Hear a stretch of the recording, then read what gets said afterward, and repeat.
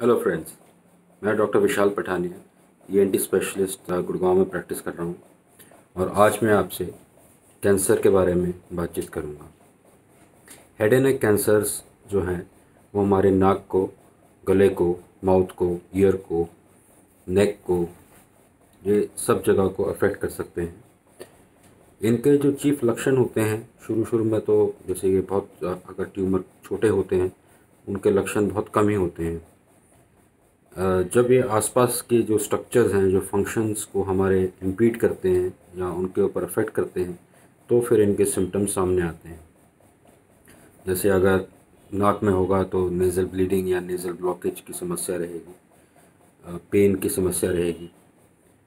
वही ट्यूमर अगर गले में रहेगा, सांस की नली में रहेगा तो बोलने में आवाज़ में चेंज हो सकती है, या खाने की नली में रहेगा तो निगलने में दिक्कत हो सकती है।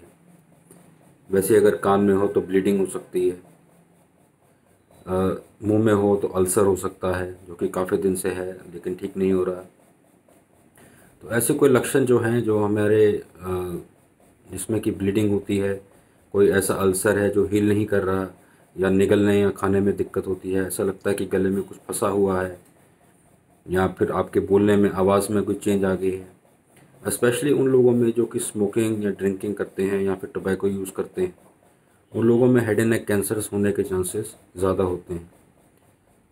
इसके अंदर ह्यूमन पैपिलोमा वायरस का भी इन्वॉल्वमेंट होता है। साइटोमेगालो वायरस या एप्स्टीन बार वायरस भी हेड एंड नेक कैंसर्स को कॉज कर सकता है।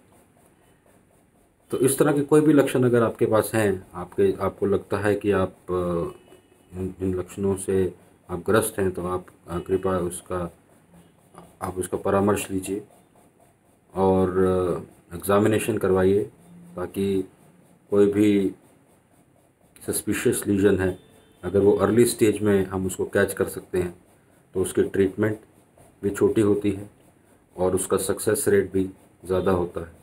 जितना हम इसमें डिले करते हैं इसकी स्क्रीनिंग में और ट्यूमर का साइज़ बढ़ जाता है, तो वो या तो उसकी सर्जरी ज़्यादा म्यूटिलेटिंग होती है, उसकी मॉर्बिडिटी ज़्यादा होती है, और या तो उसके बाद उसके लिए कीमोथेरेपी और रेडियोथेरेपी की ज़रूरत पड़ती है, जिसके कारण भी हमारे शरीर पे काफ़ी नेगेटिव इफ़ेक्ट रहता है और कभी कभी वो ट्यूमर लाइलाज भी हो सकता है। तो इसके अंदर जो बेसिक चीज़ है, अगर आपको ऐसे कुछ सिम्टम्स अपीयर हैं या आपको लगता है कि ऐसे हैं, तो आपको एक कैंसर स्क्रीनिंग करानी चाहिए ओपीडी में आके, जिसमें कि हम नेज़ल और गले की एंडोस्कोपी करते हैं, देखते हैं कि कोई सस्पिशियस एरिया है कि नहीं। अगर हमें कोई सस्पिशियस एरिया लगता है तो हम उसकी आगे जांच करते हैं, जैसे सीटी है, एमआरआई है या पेट स्कैन है, ये सब करते हैं। कोई गले में कोई गांठ है तो उसमें से एक सुई मार के जांच होती है, जिसको कि एफएनएसी कहते हैं। उसके बाद अगर हमें लगता है कि सीटी, एमआरआई पे या फिर एफएनएसी पे कि इसमें कुछ सस्पिशन है, तो हम उसकी बायोप्सी करते हैं, जो भी हमें सस्पिशियस लीजन दिखे। और एक बार बायोप्सी की रिपोर्ट आने के बाद जब हमें कंफर्म हो जाता है कि ये कैंसर की बीमारी है, तो फिर उसका इलाज चलता है। या तो अगर उसको हम सर्जरी से पूरी तरह से निकाल सकें और फंक्शन को मिनिमम कॉम्प्रोमाइज़ करके तो सर्जरी करते हैं।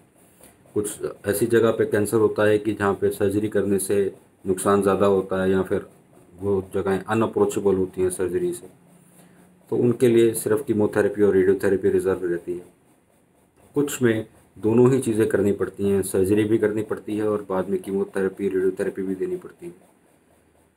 तो कैंसर में एक सबसे इम्पोर्टेंट चीज़ है, कैंसर का वर्ड है जैसे कैंसर, CANCR, उसमें एक है अक्षर कैन।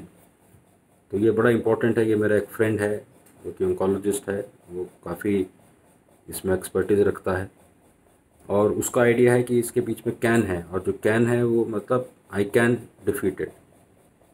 तो अगर ऐसी कोई बीमारी है तो हमें उससे डरना नहीं चाहिए, उससे छुपाना नहीं चाहिए, उसके बारे में अवेयरनेस फैलानी चाहिए, इधर उधर नहीं भटकना चाहिए, और उसका सही से उसका परामर्श करके और उसका सही से इलाज करना चाहिए, ताकि हमारी लॉन्गेविटी और हमारी जो जो क्वालिटी ऑफ लाइफ है वो हैम्पर ना हो और उसकी ट्रीटमेंट पूरी तरह से हो पाए। धन्यवाद।